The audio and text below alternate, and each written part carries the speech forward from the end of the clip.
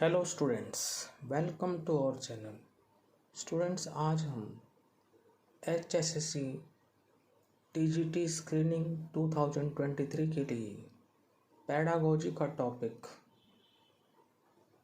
School organisation and leadership करेंगे। आपके जो हैं perspective on education and leadership जो टॉपिक है 15 मार्क्स का है, तो उसी के अंतर्गत यूनिट 4 है school organisation and leadership. School organisation का मतलब होता है विद्यालय संगठन और नेतृत्व। तो विद्यालय संगठन और नेतृत्व जो है आपकी यूनिट 4 है। हम इसको जो है पूरी कोशिश करेंगे कि इस वीडियो में इसे कंप्लीट सॉल्व किया जाए। तो perspective on education and leadership unit 4 School Organization and Leadership. Let's start. First point is leader as reflective practitioner. Leader means नेता, reflective means चिंतनशील और practitioner means उसका पालन करने वाला। तो इसको हम ये कह सकते हैं कि चिंतनशील नेतृत्व यानी चिंतनशील नेता। तो आपको पता ही होगा कि जो लीडर है उसके आगे जो है एक गोल होता है, एक लक्ष्य होता है और वो अपनी टीम को लेकर आगे चलता है। वही जो है एक टीम निर्माता होता है, वही एक आरंभकर्ता होता है, वही एक कोच होता है और वही एक पथ प्रदर्शक होता है। तो अगर हम बात करें नेता की क्वालिटीज़ की, तो वो एक रिफ्लेक्टिव प्रैक्टिशनर होता है, वो एक टीम बिल्डर होता है, वो एक इनिशिएटर होता है, वो एक कोच होता है और एक मेंटोर होता है। तो जैसा नेता होगा उसी प्रकार से वो संस्था चलेगी। जिस हिसाब से लीडर चाहेगा वो अपने इंस्टीट्यूशन को उसी प्रकार चलाएगा। तो एक जो प्रिंसिपल है स्कूल का, वो स्कूल का लीडर है, उसके अकॉर्डिंग ही स्टाफ जो है कार्य करेगा। ये लीडर की ही जिम्मेदारी होती है कि वो अच्छा नेतृत्व प्रदान करे और स्कूल का संगठन जो है वो अच्छा हो। तो हम यहाँ अलग अलग भूमिका देखेंगे लीडर की। सबसे पहले जो हम देखते हैं वो है कि रिफ्लेक्टिव प्रैक्टिशनर के रूप में। तो चिंतनशील नेतृत्व संबंध आधारित संगठन बनाने की कुंजी है। तो चिंतनशील जो नेतृत्व है वो संबंध आधारित मतलब रिलेशनशिप बेस्ड संगठन बनाने की कुंजी है। कुंजी का मतलब की है। यह 3 महत्वपूर्ण कौशलों की विशेषता है। चिंतनशील जो नेतृत्व है वो 3 महत्वपूर्ण कौशल मीन्स स्किल्स की विशेषता है। इसमें पहला आता है आत्म जागरूकता मीन्स सेल्फ अवेयरनेस। जो लीडर है उसके अंदर आत्म जागरूकता होनी चाहिए, सेल्फ अवेयरनेस होनी चाहिए। सावधानी पूर्वक अवलोकन, उसको लीडर को जो है जो भी वो अवलोकन करे, जो भी वो ऑब्जर्वेशन करे, उसको जो है उसे सावधानी पूर्वक करना चाहिए तथा उसे जो है रिस्पॉन्स जो है वो फ्लेक्सिबल देना चाहिए, लचीली प्रतिक्रिया देना चाहिए। उसको जो है एकदम से कठोर उसको नहीं होना चाहिए। तो चिंतनशील नेतृत्व के अंतर्गत जो है 3 महत्वपूर्ण कौशल आते हैं। एक आता है आत्म जागरूकता मीन्स सेल्फ अवेयरनेस, फिर आता है सावधानी पूर्वक अवलोकन मीन्स केयरफुल ऑब्जर्वेशन और फिर आती है लचीली प्रतिक्रिया यानी फ्लेक्सिबल रिस्पॉन्स। तो एक लीडर जो है रिफ्लेक्टिव प्रैक्टिशनर के रूप में इस प्रकार से जो है कार्य कर सकता है। अब हम आते हैं leader as team builder, team निर्माता के रूप में नेतृत्व करता। तो यानी जो नेता है वो एक टीम बिल्डर भी होता है। एक टीम निर्माता यानी टीम बिल्डर के रूप में एक नेता सुचारू कामकाज को कहेंगे स्मूथ फंक्शनिंग के लिए टीम को आकार देता है, शेप देता है और उसका जो है उद्देश्य जो है टीम की प्रभावशीलता को बढ़ाना है, इफ़ेक्टिवनेस को बढ़ाना है।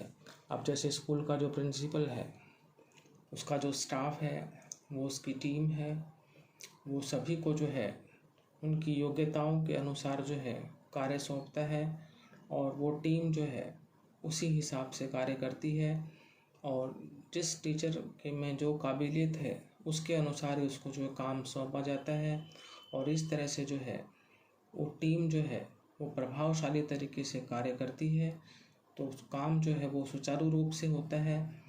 तो ये जो आपका जो लीडर है वो टीम बिल्डर के रूप में भी कार्य करता है। मैंने आपको एग्जाम्पल बताया कि एक प्रिंसिपल स्कूल का वो सभी को ड्यूटीज जो है वो असाइन करेगा और एक शेप देगा अपनी टीम को कि भाई आपको ये काम करने हैं, जिससे संबंधित जो काम आएगा उस टीचर को बुलाया जाएगा। और इस शेप देने का मतलब यही है कि भाई प्रभावशीलता आए इंस्टीट्यूशन के अंदर, इफ़ेक्टिवनेस आए, कार्य जो है वो अच्छी तरह से चले।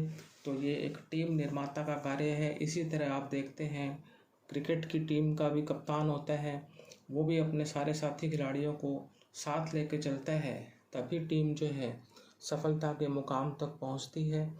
तो लीडर जो है वो एक टीम बिल्डर भी होता है। अब हम बात करते हैं लीडर एज इनिशिएटर के रूप में, आरंभकर्ता के रूप में नेता। एक नेता एक पहलकर्ता के रूप में उन नीतियों और योजनाओं को अधीनस्थों तक पहुंचाकर कार्य आरंभ करता है जहां से वास्तव में एक्चुअली कार्य आरंभ करता है। तो एक नेता को ही पहल करनी होती है और सबसे पहले नेता जो है वो पहल करेगा और तभी फिर वो अपनी नीतियों और अपनी जो योजनाएं हैं, जो पॉलिसीज़ और प्लान्स हैं, उनको अपने सबऑर्डिनेट्स तक पहुंचा पाएगा और कार्य जो है उसको शुरू करवा पाएगा और वहीं से जो है वास्तव में वो जो कार्य आरंभ होना है। तो काम तो स्टाफ को ही करना है, सबऑर्डिनेट्स को ही करना है, लेकिन पहल करनी पड़ेगी लीडर को। तो जैसा लीडर होगा उसी हिसाब से उसके सबऑर्डिनेट्स जो है काम करेंगे। लीडर को आगे आना होगा पहले और तभी उसके अधीनस्थ जो है उसके साथ चलेंगे। अगर मान लो स्टाफ को टाइम पे बुलाना है तो लीडर सबसे पहले टाइम पर आएगा। क्लासेस लेनी है तो जो आपका लीडर है वो भी क्लास लेगा और जो भी मतलब कार्य होंगे उसमें वो बढ़ चढ़ कर भाग लेगा, मतलब वो आरंभ करेगा, तभी जो है अधीनस्थ जो हैं वो कार्य को अच्छे तरह से करेंगे। तो ये तो सीधी सी बात है कि इनिशिएट जो है वो लीडर को ही करना पड़ेगा और कार्य जो है वो अधीनस्थ द्वारा ही आरंभ किया जाना है, लेकिन उसके लिए पहल जो है वो लीडर को करनी होगी। तो ये आपका पॉइंट था, लीडर एज इनिशिएटर। अब हम बात करते हैं leader as a coach. Leader एक कोच भी होता है, एक कोच के रूप में नेता। एक कोच के रूप में नेता उम्मीदों और भूमिकाओं को स्पष्ट करता है। अब आप देखते हैं क्रिकेट टीम का भी कोच होता है, वो भी अपने प्लेयर को गाइडेंस करता है कि भाई आपको ऐसे खेलना है, इस तरह से जो है चीज़ें आपको करनी है। तो यही चीज़ें एक स्कूल के अंदर भी होती हैं कि भाई एक कोच के रूप में होता है प्रिंसिपल और उम्मीदों और भूमिकाओं को स्पष्ट करता है कि भाई उसकी क्या उम्मीदें हैं, आप उसके जो सबऑर्डिनेट्स हैं उनसे, और क्या भूमिका है उनकी जो है, ये सब कुछ जो है लीडर जो है स्पष्ट करता है। स्पष्ट करने को कहेंगे क्लैरिफाई करता है, सिखाता है, टीच करता है।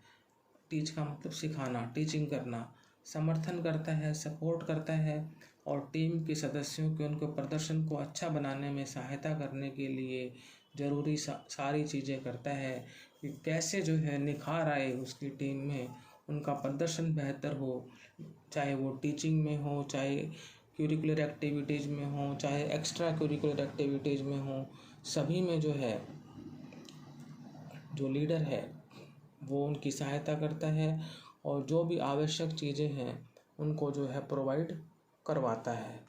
अब आते हैं हम leader as a mentor. Mentor होता है पाथ प्रदर्शक। पाथ प्रदर्शक मीन्स रास्ता दिखाने वाला, प्रेरणा के स्रोत के रूप में पथ प्रदर्शक कार्य करते हैं। जो पथ प्रदर्शक होते हैं, जो मेंटोर होते हैं, वो प्रेरणा के स्रोत के रूप में काम करते हैं, मोटिवेशन के सोर्स के रूप में।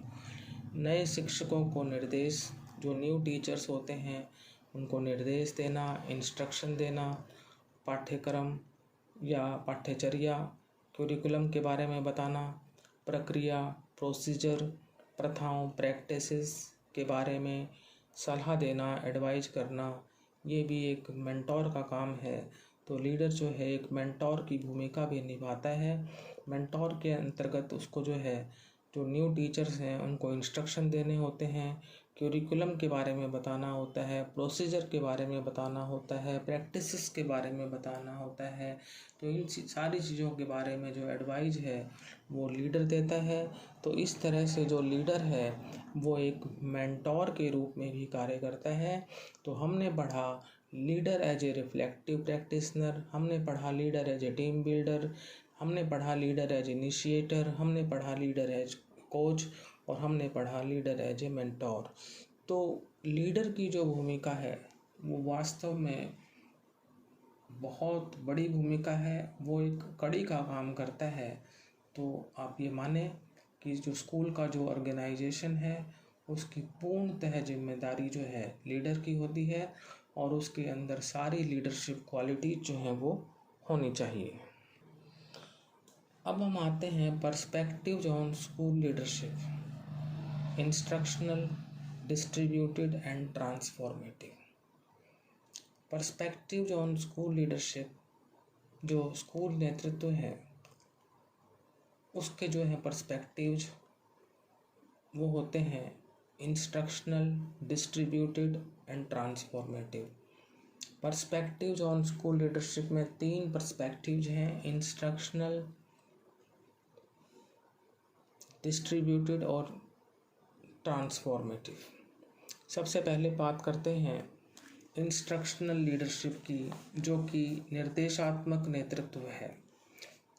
निर्देशात्मक नेतृत्व सामान्यतः विद्यालय के प्रधानाचार्यों से जुड़ा होता है और जो पाठ्यचर्या, बजट और समय निर्धारण का प्रबंधन करते हैं और अपने विद्यालय में प्रत्येक विद्यार्थी की सफलता के जिम्मेदार या रिस्पॉन्सिबल होते हैं।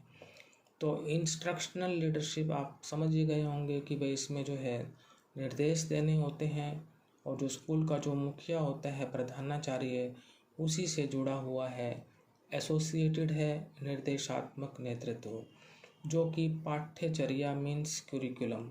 और आपको पता है कि क्यूरिकुलम में सभी चीज़ें आ जाती हैं क्योंकि ये पाठ्यचर्या है और पाठ्यक्रम होता है सिलेबस, जो कि क्या पढ़ाना है उसी से संबंधित है। लेकिन पाठ्यचर्या में जो है स्कूल का पूरा जो है क्यूरिकुलम आ जाता है, उसमें चाहे वो को करिकुलर एक्टिविटीज़ हों, चाहे वो एक्स्ट्रा करिकुलर एक्टिविटीज़ हों, चाहे उसके अंदर टाइम टेबल हो, चाहे आपका जो है स्कूल कैलेंडर हो, चाहे मॉर्निंग असेंबली हो, चाहे आपका एनुअल प्लान हो, तो स्कूल डेवलपमेंट प्लान हो, आपका टीचर्स का जो टाइम टेबल है, टीचर से जो जुड़ा हुआ जो उनका सिलेबस है, सब कुछ जो है क्यूरिकुलम में आता है। तो क्यूरिकुलम जो है वास्ट है और सिलेबस जो है वो नैरो है। फिर है बजट, पूरा बजट होना चाहिए स्कूल के पास, स्कूल में कार्य निर्माण करवाने के लिए। तो इस तरह से भी व्यवस्था जो है प्रिंसिपल करता है। और समय निर्धारण, जो शेड्यूलिंग होती है कि कैसे जो है क्या क्या एक्टिविटी स्कूल में होंगी, किस किस टाइम होगी, इसका सारा जो मैनेज जो है वो प्रिंसिपल करते हैं। और अपने विद्यालय में प्रत्येक विद्यार्थी की जो सफलता है उसकी रिस्पॉन्सिबिलिटी भी जो है वो प्रिंसिपल की होती है। तो ये बातें इंक्लूड होती हैं निर्देशात्मक नेतृत्व में। अब हम बात करेंगे डिस्ट्रीब्यूटेड लीडरशिप की। डिस्ट्रीब्यूटेड लीडरशिप होता है वितरित नेतृत्व। वितरित को हम कहेंगे किस्म से शेयर्ड, बांटा हुआ। वितरित नेतृत्व मूल रूप से साझा प्रबंधन है। वितरित नेतृत्व यानी डिस्ट्रीब्यूटेड लीडरशिप वो बेसिकली जो है साझा प्रबंधन है, मीन्स शेयर्ड मैनेजमेंट है। शैक्षिक संस्थानों के अंदर लोकप्रिय यह अवधारणा एक व्यक्ति से सामूहिक समूह तक निर्णय लेने का विस्तार करती है। विस्तृत नेतृत्व मूल रूप से, जैसे मैंने आपको बताया, कि एक शेयर्ड मैनेजमेंट है, और जो शैक्षिक संस्थान हैं, जो एजुकेशनल इंस्टीट्यूशंस हैं, उनके अंदर जो है ये लोकप्रिय अवधारणा जो है एक व्यक्ति यानी वन इंडिविजुअल से कलेक्टिव ग्रुप तक निर्णय लेने यानी डिसीजन मेकिंग का जो है विस्तार करती है। तो कई जगह जो है इस तरह से भी होता है कि भाई जो स्कूल का जो हेड है वो सभी से जो है राय लेता है काम करने के लिए, और कई बार जो है सबसे राय लेकर ही काम जो है किया जाता है, और उसमें फिर सबका जो है वो कलेक्टिव डिसीजन जो हो जाता है। और इस तरह से भी जो है नेतृत्व चलता है कि भाई डिसीजन जो है सबकी मीटिंग लेकर, सबकी राय लेकर, जो चाहे वो स्कूल का स्टाफ हो, चाहे स्कूल की जो कम्युनिटी हो, चाहे स्कूल की जो है एसएमसी हो, चाहे और स्कूल का जो डिपार्टमेंट है, सबसे जो है राय लेकर जो है, तो इसमें फिर क्या होता है कि वो एक व्यक्ति का डिसीजन नहीं होता, वो सब का सामूहिक डिसीजन जो है वो हो जाता है। लेकिन ultimate responsibility lies in the principal.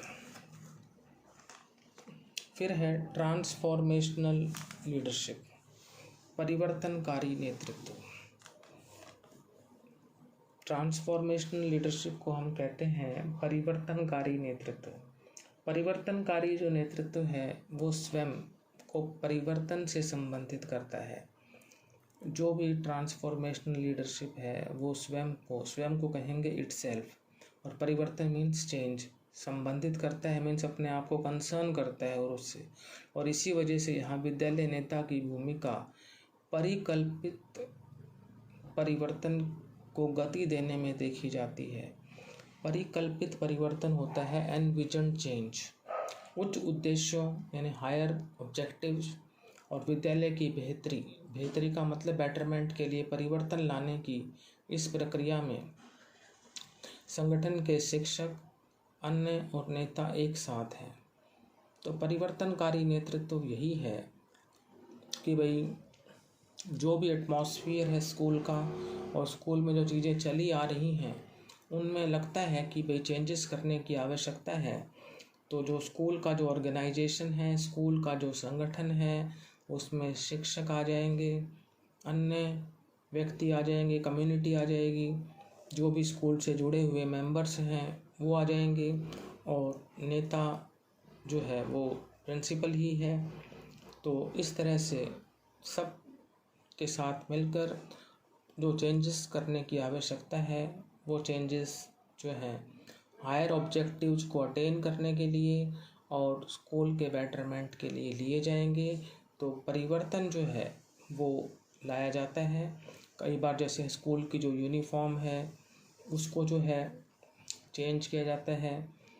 उसके बाद जो स्कूल में और अन्य आवश्यक जो परिवर्तन है कि स्कूल में जो है आपका जो कुछ शेड्यूल है वो चेंज करना है, स्कूल के अंदर जो है और नई चीज़ें जो हैं स्थापित करनी है, लाइब्रेरी, लेबोरेटरी और जो कंप्यूटर लैब, क्या क्या चेंजेस आप कर सकते हैं, हॉल, मीटिंग हॉल कह सकते हैं, लाइब्रेरी की बेटर फैसिलिटीज़, तो physics, chemistry, bio lab, computer lab और चेंजेस जो आप लाना चाहते हैं वो सब चीज़ें ट्रांसफॉर्मेशनल लीडरशिप के अंतर्गत आती हैं और इसमें शिक्षक और अन्य और नेता एक साथ होते हैं।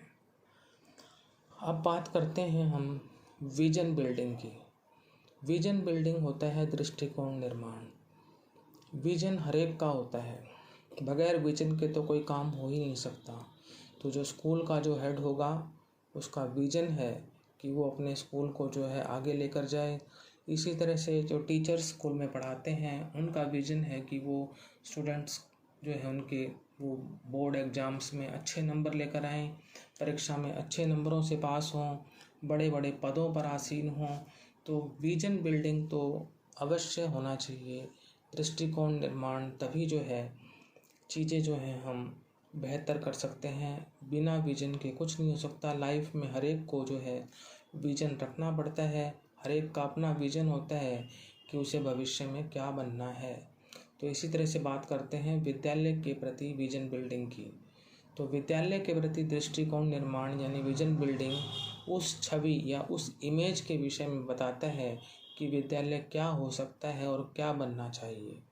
तो अब अगर हम स्कूल की बात करें तो स्कूल के विजन में बात ये आती है कि विद्यालय क्या हो सकता है, व्हाट कैन स्कूल बी, और क्या बनना चाहिए, what should the school become, कि स्कूल को क्या होना चाहिए, क्या हम उसमें और कर सकते हैं, क्या और सुधार लाए जा सकते हैं। यह मूल्यों यानी वैल्यूज, आशाओं होप्स और स्वप्न यानी ड्रीम्स में गहराई से अंतर्निहित है।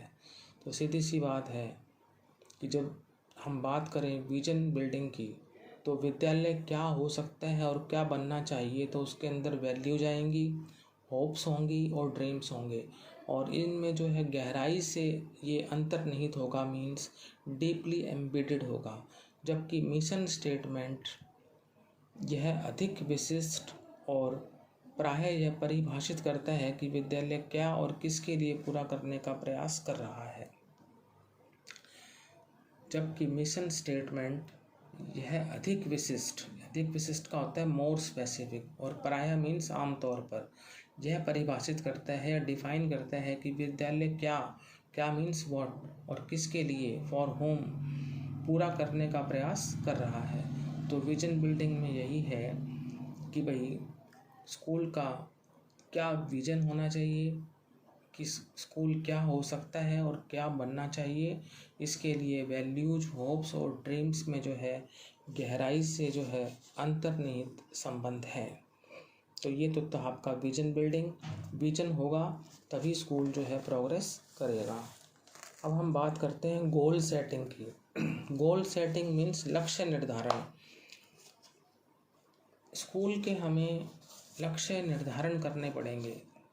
ये भी एक इम्पॉर्टेंट आपका जो है पॉइंट है कि क्या लक्ष्य हैं। अगर मान लो जब भी नया सेशन स्टार्ट होता है तो उस समय स्टाफ की मीटिंग ली जाती है कि भाई हमें जो है ये लक्ष्य निर्धारण करने चाहिए। जब भी बोर्ड का रिजल्ट आता है तो उस समय भी मीटिंग ली जाती है कि हमारा ये रिजल्ट रहा है और अगले साल हमें ये रिजल्ट लाना है स्कूल में जो है। तो लक्ष्य निर्धारण हो गया कि अगर हमारा रिजल्ट 80% आया है तो हमें उसको जो है 85%, 90% तक लेके जाना है।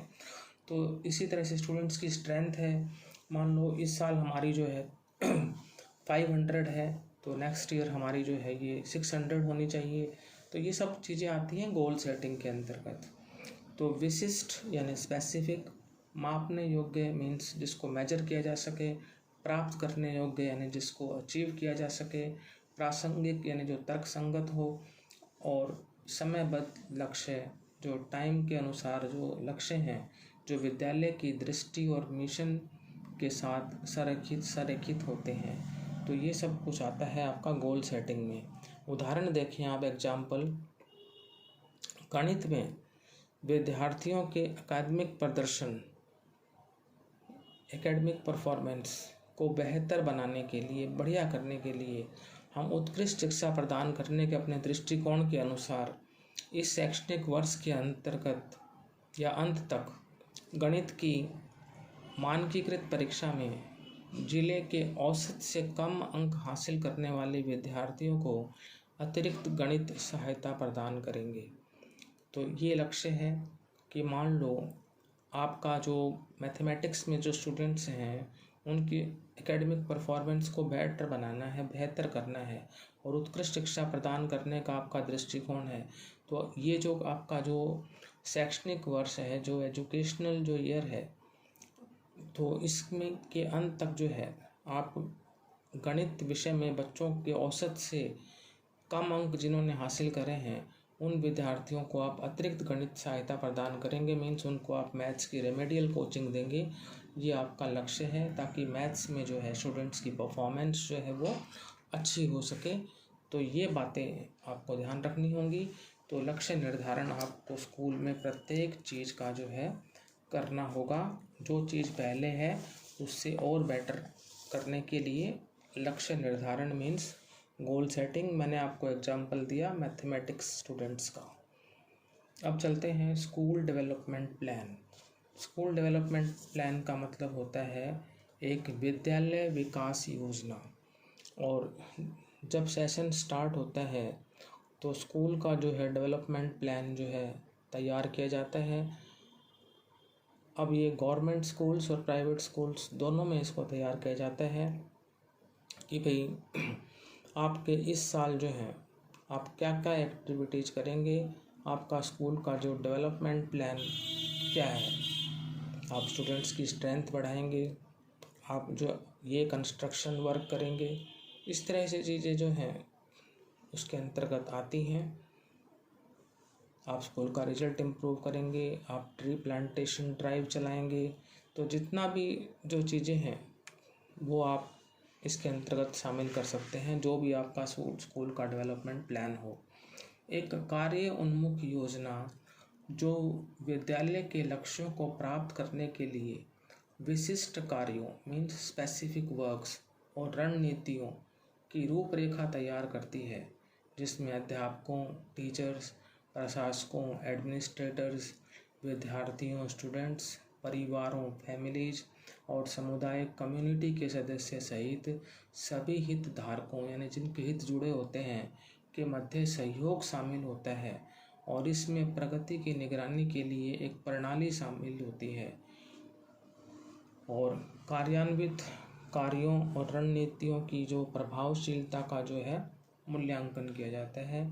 तो जो स्कूल डेवलपमेंट प्लान तैयार किया जाता है उसमें पेरेंट्स टीचर्स एसोसिएशन और स्कूल मैनेजमेंट कमेटी को शामिल किया जाता है कि भाई, और साथ में जो है टीचर्स और एडमिनिस्ट्रेटर्स, स्टूडेंट्स और फैमिलीज, कम्युनिटीज, ये सभी जो हैं शामिल होते हैं और मिलकर एक स्कूल का जो है प्लान बनाते हैं ताकि जो है विद्यालय जो है तरक्की के रास्ते पर जाए। तो प्रत्येक स्कूल का जो है स्कूल डेवलपमेंट प्लान होना आवश्यक है और हर विद्यालय की एक अपनी विकास योजना जो है वो होती है और उसी के अनुसार स्कूल को चलाना होता है। The school development plan is the school's strategic plan for improvement. जो स्कूल का जो डेवलपमेंट प्लान होता है वो स्कूल का स्ट्रेटेजिक प्लान है फॉर इम्प्रूवमेंट, सुधार के लिए। It sets out the actions, ये उसके स्कूल के एक्शंस को बताता है। A school will take to enhance learner outcomes, जो स्कूल लेगा ताकि जो लर्नर आउटकम है उनमें वृद्धि हो सके, उसको बढ़ावा दिया जा सके। It provides a mechanism for systematic self evaluation, यह व्यवस्थित आत्म मूल्यांकन के लिए एक मैकेनिज्म प्रदान करता है। That enables the school community, जो स्कूल के समुदाय को हेल्प करता है टू रिव्यू इट्स प्रोग्रेस, कि वो अपनी उन्नति को रिव्यू कर सके। आइडेंटिफाई प्रायोरिटीज, जो प्रायोरिटीज हैं, जो महत्वपूर्ण बातें हैं उनको पहचान सके।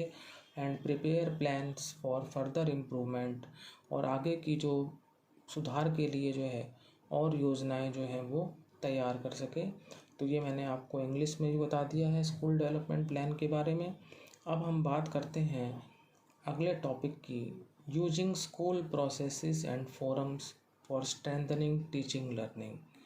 ये आपका मेन हेडिंग है कि जो स्कूल की जो प्रक्रियाएं हैं और जो फोरम्स हैं उनका प्रयोग करना, ताकि जो टीचिंग लर्निंग है यानी जो अध्यापन है और जो सीखना है, मीन्स टीचिंग लर्निंग, पढ़ाना और सीखना, उसको स्ट्रेंथन किया जा सके। यानी कहने का मतलब यही है कि जो टीचर और जो लर्नर है उन दोनों का जो कार्य जो है मजबूत हो सके, टीचर्स अच्छा पढ़ा सकें, स्टूडेंट्स अच्छा लर्न कर सकें।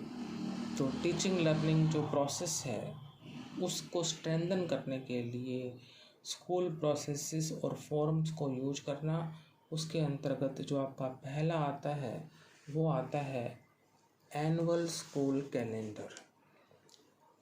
एनुअल स्कूल कैलेंडर का मतलब होता है आपका जो वार्षिक कैलेंडर आप तैयार करते हैं, उस कैलेंडर के अंतर्गत सारी बातें होती हैं कि आपका सेशन कब स्टार्ट होगा, आपके जो है फर्स्ट यूनिट टेस्ट कब होंगे, सेकंड यूनिट टेस्ट कब होंगे, फिर हाफ ईयरली कब होंगे, फिर third unit test, fourth unit test कब होंगे और फाइनल एग्ज़ाम कब होगा। उसके अंदर हॉलीडेज़ का जिक्र भी होता है, उसमें आपके जो स्कूल के जो गेम्स होते हैं उसका भी जिक्र होता है, उसमें को करिकुलर और एक्स्ट्रा करिकुलर एक्टिविटीज़ का भी जिक्र होता है। तो ये बातें आती हैं स्कूल कैलेंडर में। तो स्कूल कैलेंडर एक अन्य प्रकार की समय सारणी है। तो स्कूल का जो कैलेंडर है वो एक अन्य प्रकार का टाइम टेबल है। स्कूल कैलेंडर तैयार करना और व्यवस्थित करना एक विद्यालय प्रधानाचार्य के सबसे महत्वपूर्ण कार्यों में से एक है। स्कूल कैलेंडर तैयार करना और व्यवस्थित करना, उसको सिस्टमाइज करना, ये एक विद्यालय प्रधानाचार्य ने स्कूल प्रिंसिपल का सबसे महत्वपूर्ण कार्य है। जो स्कूल का प्रिंसिपल करता है जो इम्पोर्टेंट वर्क्स, उनमें से ये एक है।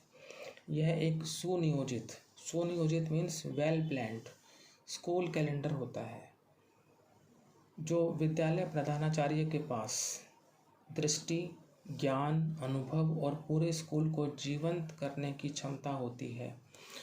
तो यदि एक प्रधानाचार्य के पास वेल प्लान्ड यानी सुनियोजित कैलेंडर होता है तो उस विद्यालय प्रधानाचार्य के पास जो है दृष्टि, एक विजन होता है, ज्ञान, नॉलेज होता है, अनुभव, एक्सपीरियंस होता है और पूरे स्कूल को जीवंत, लाइवली करने की क्षमता होती है।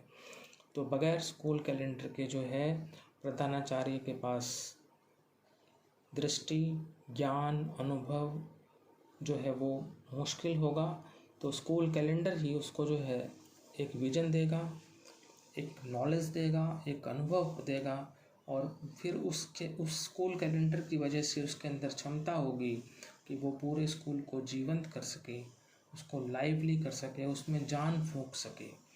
तो ये रोल होता है कि जो स्कूल का जो कैलेंडर है उसके अनुसार ही प्रधानाचार्य जो है अपना कार्य करता है और स्कूल की सारी एक्टिविटीज़ जो हैं वो उसी स्कूल के कैलेंडर के अनुसार होती हैं।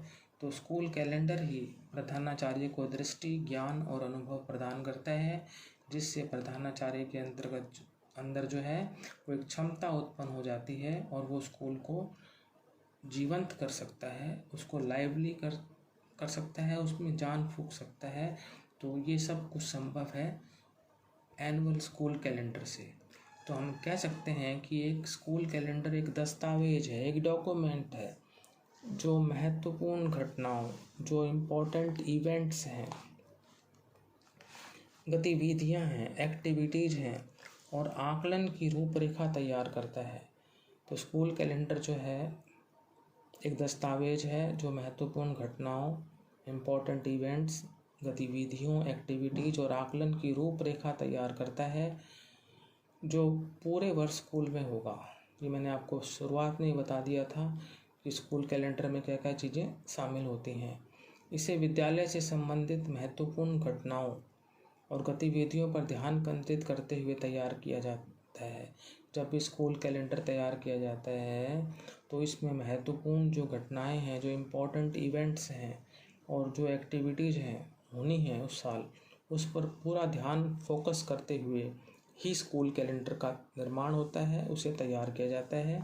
और आप देखते हैं कि ख़ास तौर से तो जो प्राइवेट स्कूल हैं, आजकल तो खैर गवर्नमेंट स्कूल्स में भी एनुअल स्कूल कैलेंडर होने लग गया, लेकिन प्राइवेट स्कूल्स में जब एडमिशन होते हैं तो उसी टाइम पे जो है बच्चों को जो है एनुअल स्कूल कैलेंडर जो है वो हैंड ओवर कर दिया जाता है। अब हम बात करते हैं टाइम टेबल यानी समय सारणी। तो एक समय सारणी यानी टाइम टेबल एक अनुसूची है जो यह बताती है कि कब और कहाँ कक्षाएं, गतिविधियां और कार्यक्रम होंगे। तो टाइम टेबल एक अनुसूची है जो यह बताती है कि कब और कहाँ, कब मीन्स व्हेन और कहाँ मीन्स वेयर, कक्षाएं मीन्स क्लासेस, गतिविधियां एक्टिविटीज़ और कार्यक्रम होंगे। तो जो टाइम टेबल होता है उसमें क्लास का टाइम टेबल भी आ गया, एक्टिविटीज़ का टाइम टेबल भी आ गया। जैसे उसमें जो है बच्चों को जो है पीटी करवानी है या कोई कल्चरल एक्टिविटीज़ करवानी है, म्यूजिक का पीरियड है और कार्यक्रम है कोई, तो ये सब चीज़ें जो है टाइम टेबल में मेंशन होती हैं। विद्यालय में दो तरह की समय सारणी होती है, दो प्रकार का जो है टाइम टेबल होता है। एक होता है शिक्षकों की समय सारणी और दूसरा होता है विद्यार्थियों की समय सारणी। यानी एक होता है टीचर्स टाइम टेबल और एक होता है स्टूडेंट्स टाइम टेबल। तो टीचर्स का जो टाइम टेबल होता है उसमें टीचर्स के नाम लिखे होते हैं सभी के इकट्ठे। मानो स्कूल में 15 टीचर हैं तो 15 टीचर के नाम, फिर 1 to 8 पीरियड उस टीचर के आगे, इस टीचर का पहला पीरियड यहाँ पे, दूसरा यहाँ पे, तीसरा यहाँ पे, चौथा, पाँचवा, छठा, सातवां, आठवां, इस तरह से।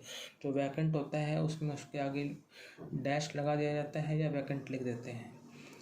तो टीचर्स टाइम टेबल हो गया। फिर हो गया विद्यार्थियों की समय सारणी यानी क्लास टाइम टेबल।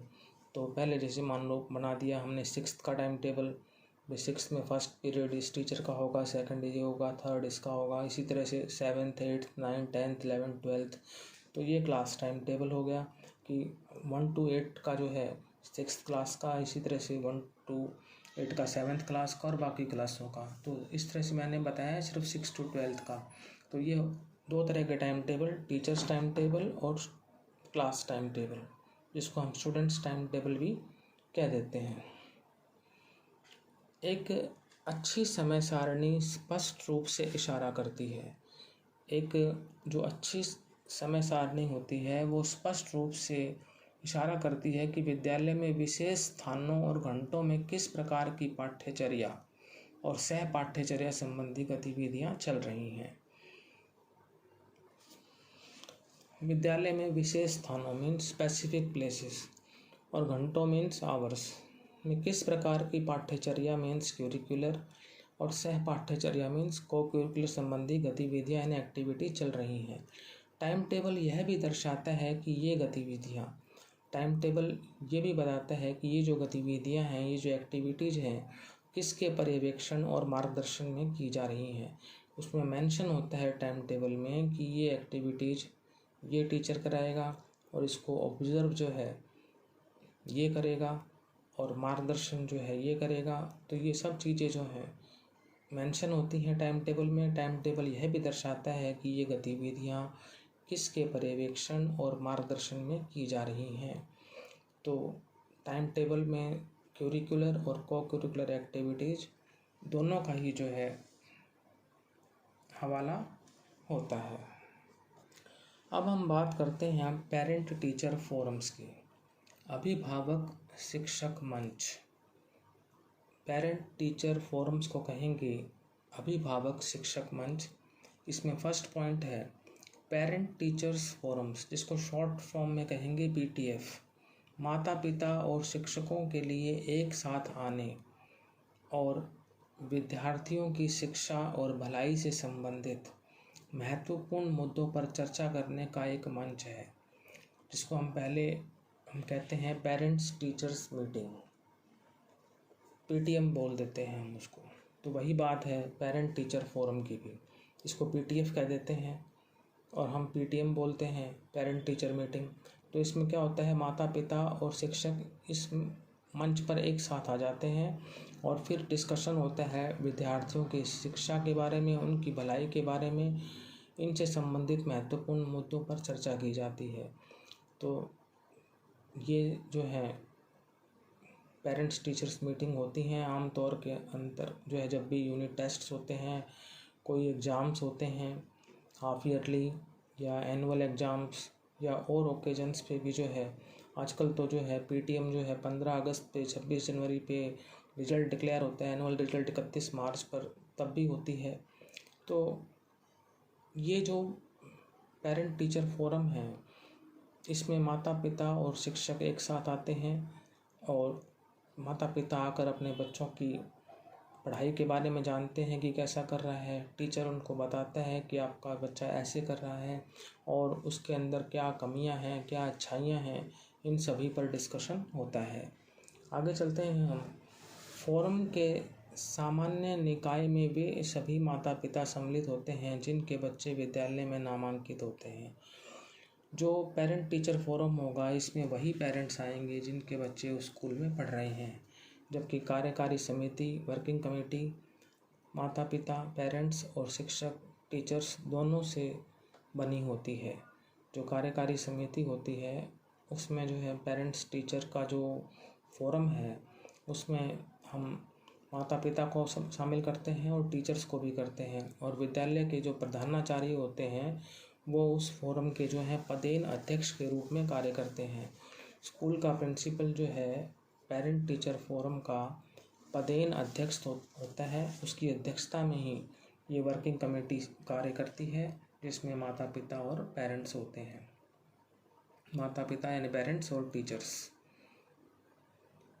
तो वर्किंग कमेटी जो है कार्यकारी समिति, इसमें माता पिता पेरेंट्स होते हैं और शिक्षक टीचर्स होते हैं। तो आपको ये मानना पड़ेगा कि वर्किंग कमेटी के सदस्य पेरेंट्स और टीचर्स दोनों होते हैं। वर्किंग कमेटी पेरेंट्स और टीचर्स दोनों से बनी होती है। तो ये ध्यान रखें आप इस बात का। पीटीएम का मतलब यही है या पीटीएफ का मतलब यही है, पेरेंट टीचर फोरम या पेरेंट्स टीचर मीटिंग, जिसके अंतर्गत जो है बच्चों के पेरेंट्स और अध्यापक यानी टीचर्स दोनों शामिल होते हैं, और स्कूल का जो प्रिंसिपल है वो पदेन अध्यक्ष के रूप में कार्य करते हैं।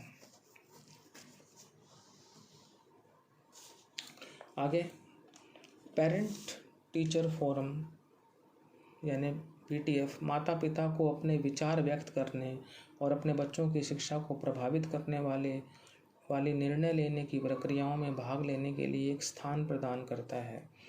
पेरेंट टीचर फोरम ही एक ऐसा मंच है जहां पर पेरेंट्स आकर अपने बच्चों के जो शिक्षा है उसको जो प्रभावित होती है उस बारे में जो है निर्णय लेने की प्रक्रियाओं में जो है भाग लेते हैं, और ये उनको एक स्थान प्रदान करता है अपनी बात कहने का कि भाई उनके बच्चों की शिक्षा में कोई बाधा है, किसी तरह से उनकी बच्चों की शिक्षा प्रभावित हो रही है या उनके बच्चों की शिक्षा में कोई कमियां हैं, वो बातें आपके पेरेंट्स जो हैं बताते हैं टीचर्स को, यानी अपडेट लेते हैं अपने बच्चों के बारे में कि क्या वो ठीक कर रहा है या उसमें कुछ कमी है या उसमें और क्या सुधार किया जा सकता है। तो यही एक मंच है पीटीएफ, जहाँ पर माता पिता आकर अपनी बातें टीचर्स को बताते हैं। अब ये कैसे हेल्पफुल है पेरेंट टीचर फोरम, ये थोड़ा सा मैं आपको इंग्लिश में ही बता देता हूँ। Fostering good relations between parents and teachers. Parent teacher जो फोरम है ना, इसकी वजह से जो है माता पिता और अध्यापकों में जो है बढ़िया संबंध जो हैं स्थापित होते हैं। फोस्टरिंग स्थापित करना यानी establishing good relationship between parents and teachers. Next is assisting in organising special events. जो पेरेंट टीचर फोरम्स जब होते हैं तो उसमें हेल्प मिलती है कि भाई स्पेशल इवेंट्स का आयोजन किया जाए। अगला पॉइंट है encouraging a spirit of cooperation and pride in the accomplishment of the school. School की जो उपलब्धियां होती हैं, उपलब्धियों में एक कोऑपरेशन और प्राइड मीन्स गर्व की भावना को प्रोत्साहित करना। एनकरेजिंग यानी बढ़ावा देना, मोटिवेट करना, स्पिरिट ऑफ कोऑपरेशन सहयोग की भावना, प्राइड गर्व किसमें, इन the accomplishments of the school. अब हम बात करेंगे स्कूल असेंबली की यानी विद्यालय सभा की, यानी मॉर्निंग असेंबली की बात करेंगे। अब हम एक किस्म से स्कूल असेंबली जो है वो मॉर्निंग असेंबली ही होती है। एक स्कूल असेंबली एक स्कूल सेटिंग में विद्यार्थियों, अध्यापकों और कर्मचारियों का जमावड़ा है। सुबह मॉर्निंग असेंबली होती है, उसमें सारे स्टूडेंट्स, टीचर्स और जो और कर्मचारी होते हैं स्कूल के वो सारे इकट्ठे होते हैं मॉर्निंग असेंबली में। यह सामान्यतः सुबह में आयोजित किया जाता है, मीन्स मॉर्निंग में होती है ये स्कूल असेंबली, और विद्यालय समुदाय के लिए एक साथ आने और सकारात्मक बिंदु पर दिन आरंभ करने का अवसर होता है। इसमें जो है विद्यालय समुदाय जो है एक साथ आता है और सकारात्मक बिंदु मीन्स पॉजिटिव नोट पर दिन आरंभ करने का अवसर होता है। दिन की शुरुआत होती है पॉजिटिव नोट के ऊपर। सबसे पहले आपको पता ही है कि भाई जो है सब इकट्ठा होते हैं, जो यहाँ पर पीटीआई होते हैं और डीपी होते हैं, वो बच्चों को जो है सबसे पहले प्रार्थना में इकट्ठा करते हैं। फिर जो है प्रार्थना होती है और राष्ट्रगान होता है। जो ज़रूरी बातें होती हैं वो स्कूल के प्रिंसिपल या जो है टीचर्स द्वारा बताई जाती हैं। इम्पोर्टेंट जो घोषणाएं होती हैं उनके बारे में बच्चों को जागरूक किया जा सकता है। जनरल नॉलेज के जो है क्वेश्चंस पूछे जा सकते हैं और भी जो स्कूल की जो एक्टिविटीज़ होनी है उनके बारे में जो है बच्चों को बताया जा सकता है। उनको जो है थॉट ऑफ द डे भी बताया जाता है, आज का विचार के बारे में बताया जाता है। कई बार मॉर्निंग असेंबली में जो है स्टूडेंट्स की जो है अटेंडेंस भी हो जाती है। विद्यालय सभा का उद्देश्य समुदाय की भावना को बढ़ावा देना है। विद्यालय सभा जो है उसका उद्देश्य यही है कि कम्युनिटी की जो फीलिंग्स हैं उसको बढ़ावा देना है और सकारात्मक और सहायक सीखने के वातावरण को बढ़ावा देना है। जो विद्यालय की जो सभा है, जो मॉर्निंग असेंबली है, इसका उद्देश्य समुदाय की भावना को बढ़ावा देना और सकारात्मक और सहायक सीखने के वातावरण को बढ़ावा देना है। सकारात्मक मीन्स पॉजिटिव और सहायक का मतलब होता है जो असिस्टिंग चीज़ें होती हैं, जो हेल्पफुल होती हैं, जो असिस्टिंग होती हैं। सीखने के वातावरण मीन्स क्या चीज़ें जो है उस वातावरण में सीखी जा सकती हैं उसको बढ़ावा देना है। तो मॉर्निंग असेंबली में जो है बच्चों को जो है आगे किया जाता है कि वो आके आज का विचार बताएं, जनरल नॉलेज के जो है क्वेश्चंस पूछें, अपने विचार जो है व्यक्त करें, कोई पोएम सुनाएं, कोई देशभक्ति गीत सुनाएं। तो इस तरह से जो है कोई देशभक्ति कविता सुनाएं। तो बच्चों को भी जो आगे किया जाता है। टीचर्स भी अपने जो है थॉट्स को जो है साझा करते हैं। प्रिंसिपल भी जो है बच्चों को जो है मॉरल वैल्यूज़ के बारे में बता सकता है। स्कूल के जो इम्पोर्टेंट इवेंट्स हैं, इम्पोर्टेंट अनाउंसमेंट्स हैं, वो मॉर्निंग असेंबली में जो है कर सकता है। डिसिप्लिन के बारे में बताया जा सकता है। तो मॉर्निंग असेंबली जो है वो एक अहम कड़ी है स्कूल की। आगे है, यह विद्यार्थियों के लिए महत्वपूर्ण मुद्दों के विषय में जानने और अपने साथियों की उपलब्धियों से प्रेरित होने का अवसर भी है। यह जो है विद्यार्थियों के लिए महत्वपूर्ण मुद्दों के विषय में जानने, जब मॉर्निंग असेंबली होती है तो विद्यार्थियों को जो है महत्वपूर्ण जो मुद्दे होते हैं, जो इम्पोर्टेंट इश्यूज होते हैं, उनके बारे में उनको जो है बताया जाता है और अपने जो साथी हैं, उनके जो स्टूडेंट्स हैं, मतलब जो उनके साथ क्लासों में पढ़ते हैं, उनकी उपलब्धियों से प्रेरित होने का अवसर भी है। जैसे मान लो किसी बच्चे ने कहीं ब्लॉक लेवल पर या डिस्ट्रिक्ट लेवल पर या स्टेट लेवल पर अचीवमेंट प्राप्त की, चाहे वो स्पोर्ट्स में प्राप्त की हो, चाहे वो लीगल लिटरेसी में प्राप्त की हो, चाहे वो साइंस एग्जीबिशन में प्राप्त की हो, चाहे वो कोई साइंस मॉडल बनाने में प्राप्त की हो, किसी भी चीज़ में, चाहे वो ऐसे राइटिंग कंपटीशन हो, चाहे वो पोइट्री रेसिटेशन हो, किसी भी चीज़ में जो है उसने जो है उपलब्धि हासिल की हो, चाहे स्पीच कंपटीशन हो, चाहे डिबेट कंपटीशन हो, तो इस तरह से बच्चों ने जिस क्षेत्र में भी जो उपलब्धि हासिल की है तो उनको वो जो सर्टिफिकेट्स मिले हैं वो भी उनको मॉर्निंग असेंबली में दिए जाते हैं। स्कूल प्रिंसिपल अपनी तरफ से भी उनको जो है मोमेंटोज वगैरह दे सकता है, उनको सम्मानित कर सकता है। तो जब इस तरह से उनके जो साथियों को की जो उपलब्धि उन्होंने हासिल की है उनकी अनाउंसमेंट भी जो है मॉर्निंग असेंबली में ही होती है, तो बच्चों के अंदर जो है एक भावना उत्पन्न होती है कि हम भी जो है आगे बढ़ें। उनके अंदर भी जो है एक मोटिवेशन उत्पन्न होती है कि वो भी जो है अपने साथियों से प्रेरणा लेकर कुछ करेंगे और इसी तरह से आगे भविष्य में जो है वो भी जो है प्राइज़ लेकर आएंगे। तो ये जो है मॉर्निंग असेंबली ही एक बहुत ही इम्पोर्टेंट रोल जो है इस चीज़ में पैदा करती है अपना, उसकी एक अलग से भूमिका है। अब हम बात करते हैं टीचर डेवलपमेंट फोरम्स की। टीचर डेवलपमेंट फोरम्स, जिसको कहेंगे हम शिक्षक विकास मंच।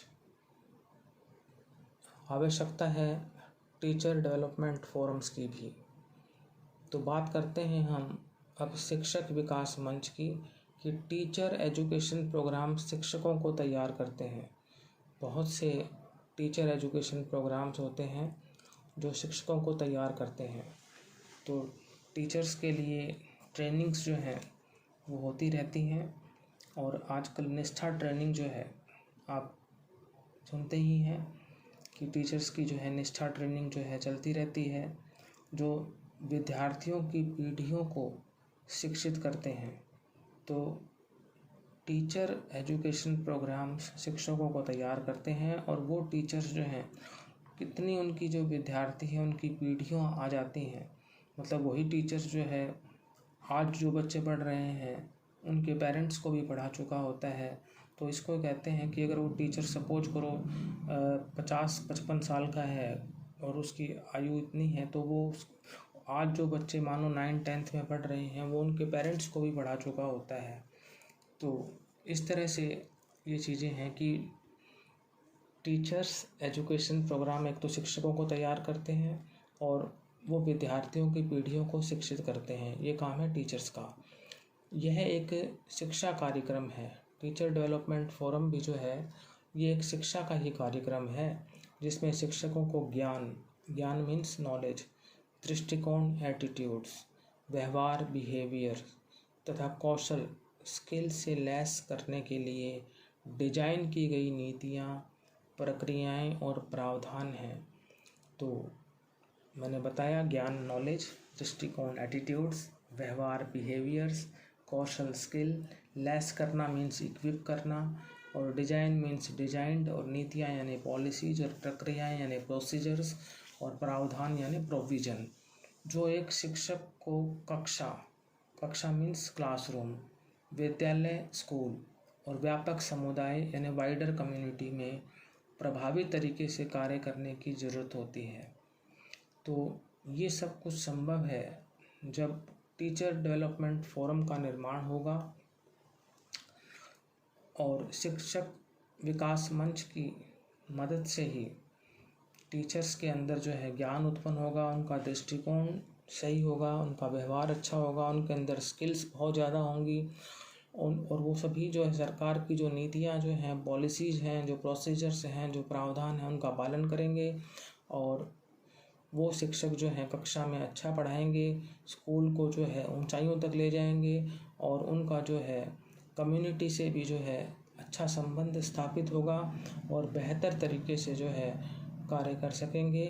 तो टीचर डेवलपमेंट फोरम भी जो है इसमें एक इम्पॉर्टेंट रोल प्ले करता है। अब हम बात करते हैं अचीवमेंट डाटा की। अचीवमेंट डाटा होता है उपलब्धि डाटा, कि भी आपने क्या उपलब्धियां हासिल की हैं। तो ये बात करते हैं अब अचीवमेंट डाटा की। तो अचीवमेंट डाटा विद्यार्थी सीखने और उपलब्धि के विषय में जानकारी देता है। भाई अचीवमेंट डाटा क्या है? अचीवमेंट डाटा जैसे विद्यार्थियों ने क्या सीखा है और क्या उपलब्धि हासिल की है उसके विषय में जानकारी देता है। अब जैसे टीचर ने बच्चों को पढ़ाया तो बच्चों ने क्या सीखा और उससे क्या उपलब्धि हासिल की। तो सीखना मीन्स लर्निंग और उपलब्धि मीन्स अचीवमेंट। जैसे पूरे साल टीचर ने अच्छा पढ़ाया और बच्चों की क्या उपलब्धि रही, उन्होंने कितने परसेंटेज मार्क्स हासिल किए, और वो डाटा रिजल्ट से ही आता है। तो टीचर अपना एनालिसिस करेगा कि भी उसका रिजल्ट जो है 85% रहा। मीन्स अगर 100 स्टूडेंट्स हैं तो 85 पास हुए तो उसका 85% रिजल्ट हुआ। तो इस तरह से एग्जाम्पल मैंने आपको बताया है कि ये अचीवमेंट डाटा है। विद्यार्थी सीखने और उपलब्धि के विषय में जानकारी देता है। इन आंकड़ों मीन्स फिगर्स में स्टैंडर्डाइज टेस्ट स्कोर्स, इसमें एक तो आते हैं स्टैंडर्डाइज टेस्ट स्कोर्स, फिर आता है classroom based assessments. Classroom based assessments का मतलब होता है कक्षा के अंदर भी जो असेसमेंट होती हैं। जैसे क्या होता है कि पेपर 80 मार्क्स का होता है तो उसमें 20 मार्क्स जो हैं वो क्लासरूम बेस्ड असेसमेंट्स के ही होते हैं। उसमें जो है बच्चे की जो रेगुलरिटी भी देखी जाती है, उसमें अटेंडेंस भी देखे जाते हैं, उसमें बच्चे का जो है फॉर्मेटिव असेसमेंट भी देखा जाता है। फिर आता है रूब्रिक्स, कोड राइटिंग, पोर्टफोलियोज तथा क्लास के जो ग्रेड्स ये शामिल होते हैं। अचीवमेंट डाटा विद्यार्थी उपलब्धि के विषय में महत्वपूर्ण प्रश्नों का उत्तर देता है। जो अचीवमेंट डाटा है वो जो विद्यार्थी की जो उपलब्धि है, जो अचीवमेंट है विद्यार्थी की, उसके विषय में महत्वपूर्ण प्रश्नों का उत्तर देता है। तो अब देखते हैं कि वो जो महत्वपूर्ण प्रश्न जो हैं, वो जो इम्पोर्टेंट क्वेश्चंस हैं वो कौन से हैं। उसमें जो फर्स्ट क्वेश्चन है, what evidence shows the academic proficiency our students have attend. What evidence shows, कौन सा प्रमाण यह दर्शाता है कि हमारे विद्यार्थियों ने कौन सी शैक्षणिक कुशलता प्राप्त की है। यानी ऐसा कौन सा एविडेंस है, प्रमाण है, जो यह दर्शाता है कि हमारी जो विद्यार्थी हैं उन्होंने एकेडमिक प्रोफिशिएंसी को प्राप्त किया है, अचीव किया है। व्हाट एविडेंस, एविडेंस प्रमाण, कौन सा प्रमाण ये दर्शाता है कि हमारे स्टूडेंट्स ने जो है एकेडमिक प्रोफिशिएंसी प्राप्त की है। एकेडमिक मतलब शैक्षणिक, और प्रोफिशिएंसी मीन्स कुशलता, उसको हासिल किया है। अगला है, what evidence shows the knowledge, skills and understanding our students have attend. कौन सा प्रमाण ये दर्शाता है कि हमारे विद्यार्थियों ने नॉलेज, ज्ञान, स्किल्स, दक्षता या कुशलता, और अंडरस्टैंडिंग, कॉम्प्रीहेंशन या समझ को प्राप्त किया है या हासिल किया है, अचीव्ड किया है। What evidence shows the knowledge, skills and understanding our students have attend. कौन सा एविडेंस ये दर्शाता है कि हमारे विद्यार्थियों ने जो है नॉलेज, स्किल्स और अंडरस्टैंडिंग को जो है अटेन किया है। अब स्टूडेंट्स हम सम अप कर लेते हैं कि हमने आज इस लेक्चर में क्या क्या पढ़ा है। Unit 4 school organisation and leadership में फर्स्ट पॉइंट था leader as a reflective practitioner, ये अकॉर्डिंग टू यूनिट 4 ही मैंने आपको पढ़ाया है। सेकंड पॉइंट था leader as team builder, third था लीडर एज इनिशिएटर, फोर्थ था लीडर एज ए कोच, और फिफ्थ था आपका लीडर एज ए मेंटोर। फिर स्टूडेंट्स हमने पढ़ा था perspective on school leadership, instructional, distributed and transformative. First पढ़ा था इंस्ट्रक्शनल लीडरशिप, निर्देशात्मक नेतृत्व। सेकंड पढ़ा डिस्ट्रीब्यूटेड लीडरशिप, वितरित नेतृत्व।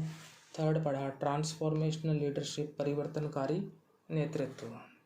फिर हमने बात की विजन बिल्डिंग की, दृष्टिकोण निर्माण की। उसके बाद हमने अच्छी तरह से जाना गोल सेटिंग को, लक्ष्य निर्धारण को। फिर हम आए स्कूल डेवलपमेंट प्लान पर, एक विद्यालय विकास योजना पर। फिर हम आए using school processes and forums for strengthening teaching learning पर। यूजिंग स्कूल प्रोसेसेस यानी स्कूल की जो प्रक्रिया है उसका प्रयोग करना, फोरम्स का यूज करना ताकि टीचिंग लर्निंग को स्ट्रेंथन किया जा सके। तो उसमें हमारा जो फर्स्ट टॉपिक था वो था स्कूल कैलेंडर यानी एनुअल स्कूल कैलेंडर, वार्षिक स्कूल कैलेंडर। फिर हमने पढ़ा टाइम टेबल के बारे में, टाइम टेबल यानी समय सारणी, जिसमें जाना टीचर्स टाइम टेबल के बारे में और स्टूडेंट्स टाइम टेबल के बारे में। फिर स्टूडेंट्स हम आए पेरेंट्स टीचर फोरम्स पर, अभिभावक शिक्षक मंच पर, जिसे कहा गया है PTF। हमने फिर ये भी जाना कि भाई जो आपका PTF है वो कैसे हेल्पफुल होता है, कि भाई fostering good relations between parents and teachers, assisting in organising special events, encouraging a spirit of cooperation and pride in the accomplishments of the school. फिर आए हम स्कूल असेंबली पर, विद्यालय सभा पर, कि मॉर्निंग असेंबली वो जो है एक इंटीग्रल पार्ट है और इम्पॉर्टेंट पार्ट है स्कूल का। फिर आए हम टीचर डेवलपमेंट फोरम्स पर, कि टीचर डेवलपमेंट फोरम्स यानी शिक्षक विकास मंच की जो है आवश्यकता क्यों है। और लास्ट में हमने पढ़ा अचीवमेंट डाटा यानी उपलब्धि डाटा। तो उसके बाद हमने जाना दो इम्पोर्टेंट क्वेश्चंस के बारे में, what evidence shows the academic proficiency our students have attained, what evidence shows the knowledge, skills and understanding our students have attained।